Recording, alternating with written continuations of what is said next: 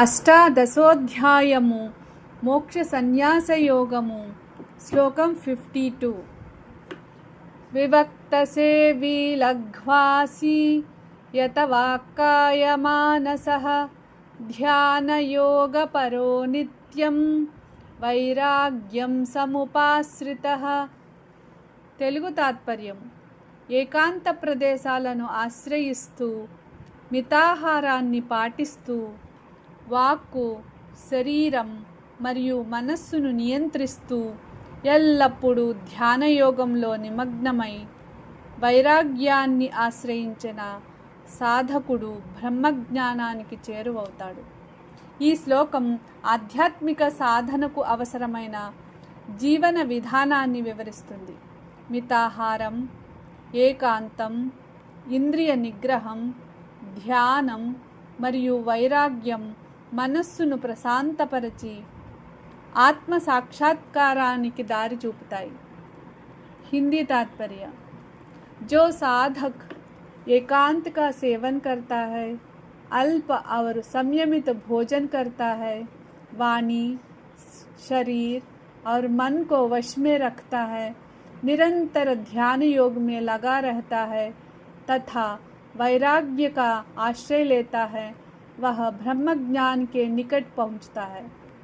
यह श्लोक बताता है कि ध्यान, संयम, मिताहार और वैराग्य आध्यात्मिक उन्नति के लिए अत्यंत आवश्यक है.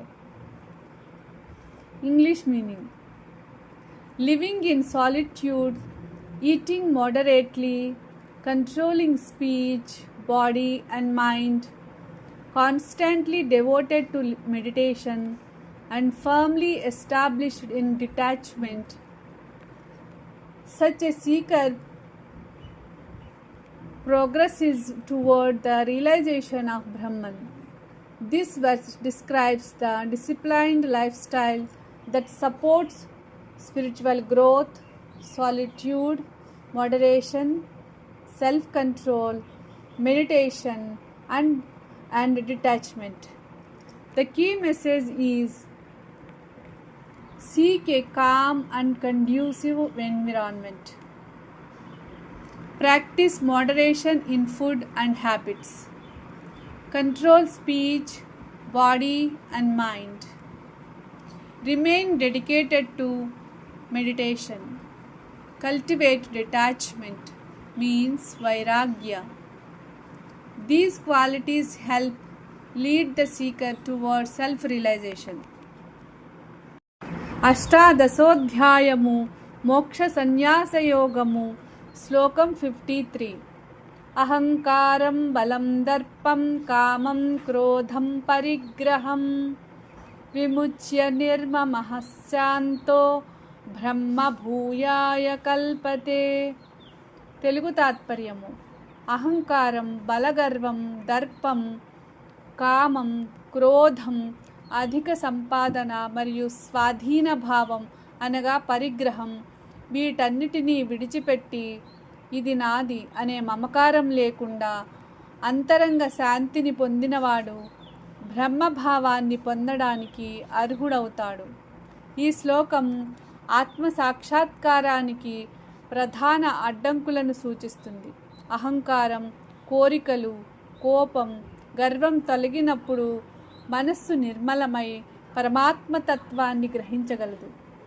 हिंदी तात्पर्य: जो मनुष्य अहंकार, शक्ति का गर्व, दर्प, काम, क्रोध और संग्रह की प्रवृत्ति का त्याग कर देता है तथा ममता से रहित और शांत हो जाता है, वह ब्रह्म भाव को प्राप्त करने योग्य बन जाता है. यह श्लोक सिखाता है कि आत्मज्ञान के मार्ग में अहंकार, इच्छा, क्रोध और ममता सबसे बड़े अवरोध है. इनके त्याग से मनुष्य ब्रह्म प्राप्ति का अधिकारी बनता है. English meaning: abandoning ego, the pride of strength, arrogance, desire, anger and possessiveness, becoming free from the sense of mine and remaining peaceful, one becomes fit for realization of Brahman. This verse explains the inner purification required for spiritual realization, freedom from ego, attachment, and negative emotions prepares the seeker for the state of Brahman consciousness. The key message is number 1, give up ego, means ahankara. Number 2, renounce pride and arrogance. Number 3, overcome desire and anger. Number 4, let go of possessiveness and attachment. Number 5, cultivate inner peace. Number 6, such a person becomes qualified to attain Brahman realization. అష్టాదశోధ్యాయము మోక్ష సన్యాస యోగము శ్లోకం 54. బ్రహ్మభూతః ప్రసన్నాత్మా న శోచతి న కాంక్షతి సమః సర్వేషు భూతేషు మద్భక్తిం లభతే పరాం. తెలుగు తాత్పర్యం: బ్రహ్మభావాన్ని పొందిన వ్యక్తి ఎల్లప్పుడూ ప్రసన్న చిత్తుడై ఉంటాడు. అతడు గతించిన వాటి గురించి శోకించడు, లభించని వాటి కోసం ఆశపడడు, సమస్త ప్రాణుల పట్ల సమదృష్టి కలిగి ఉంటాడు. అటువంటి స్థితిని పొందినవాడు నా పరమభక్తిని పొందుతాడు అని శ్రీకృష్ణుడు చెబుతున్నాడు. ఈ శ్లోకం ప్రకారం బ్రహ్మజ్ఞానం మరియు పరాభక్తి పరస్పరం అనుసంధానమై ఉన్నాయి. మనస్సు శోకాకాంక్షల నుండి విముక్తమై సమత్వాన్ని పొందినప్పుడు నిజమైన భక్తి వికసిస్తుంది. हिंदी तात्पर्य: जो ब्रह्म भाव को प्राप्त हो चुका है वह सदैव प्रसन्न चित्त रहता है. वह ना किसी वस्तु के लिए शोक करता है और ना किसी वस्तु की इच्छा करता है. वह सभी प्राणियों में समभाव रखता है. ऐसी अवस्था में वह मेरी परम भक्ति को प्राप्त करता है. यह श्लोक बताता है कि ब्रह्म ज्ञान का फल आंतरिक प्रसन्नता, समत्व और परम भक्ति है. English meaning: one who has attained the state of Brahman becomes serene in spirit.